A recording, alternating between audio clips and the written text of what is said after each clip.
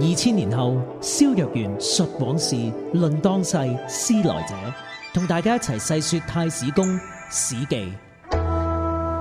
楚義亡龍追，楚國分咗支兵去，俾龍追帶而死咗。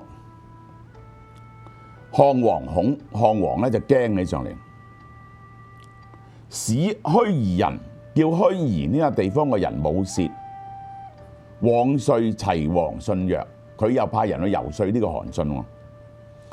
天下共苦秦久矣，天下已經嬲秦國好耐，相與戮力擊齊，大家夾埋一齊盡力去打秦國。秦已破，秦國被滅咗。計功割地，邊個功勞大嘅就攞多啲地方，分土而王之，將中國將全國嘅地方分開咗佢，大家立啲王，以休士卒，等嗰啲兵士都去休息啊，唔再打仗。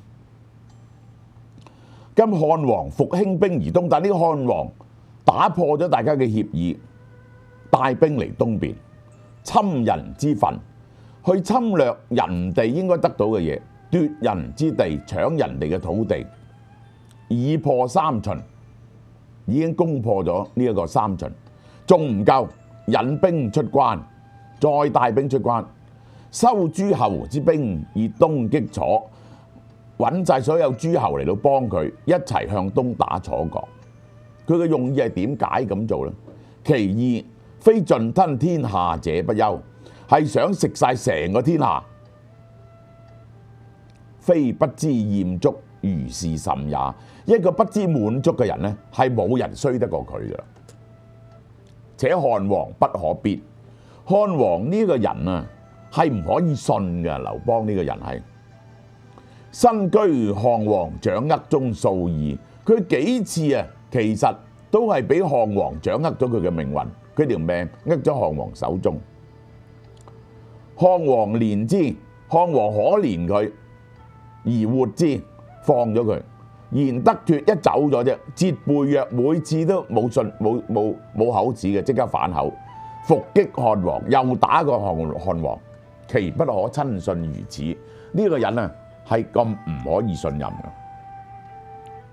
今足下，而家你雖自以與漢王為厚交，你已覺得同佢好有交情，為之盡力用兵，為佢好努力去打仗，終為之所擒矣。結果你都係俾佢捉咗去嘅啫，因為呢個人不可以信。足下所以得雖如至今者，你今日能夠做到齊王，有呢個咁嘅地位，點解啊？點解佢肯封你做齊王，封咁大笪地方俾你啊？以項王尚存也，因為仲有項羽喺度威脅住佢，所以佢就容忍你，封你做齊王。當今二王之事，而家呢兩個王，漢王同埋楚王，就係呢個漢王，邊個會贏？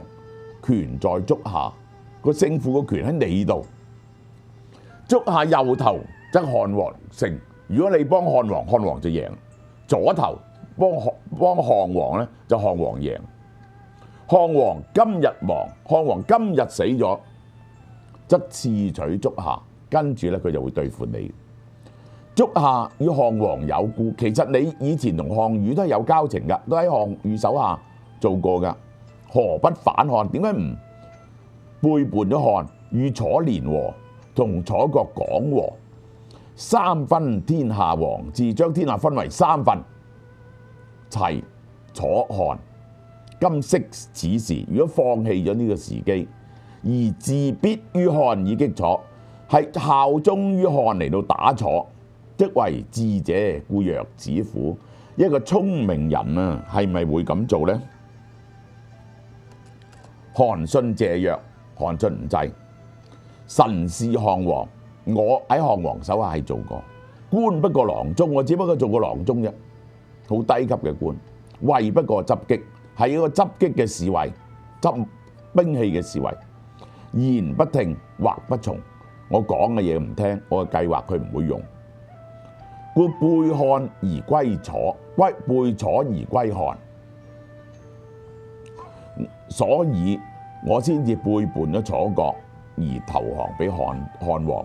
漢王授我上將軍印，漢王親自登壇拜將，授我上將軍嘅印，與我數萬眾，俾幾萬兵我，解衣我，除咗自己件面衫俾我着，如果我凍就推食我，食到一半嗰啲嘢都俾我食，好嘅嘢就俾我食，言聽計從，我講嘅説話佢冚唪唥都聽，故唔得以至於此，所以我能夠去到呢一度。婦人心親信我，婦人心親信我，啲人咁信我，我背之不祥。我如果咁樣背叛佢呢，係唔得嘅，雖死不義，就算死都唔會改變噶啦。幸為信謝楚王，你話俾楚王聽，我係唔會背叛漢王去投降俾佢嘅。好，呢節完。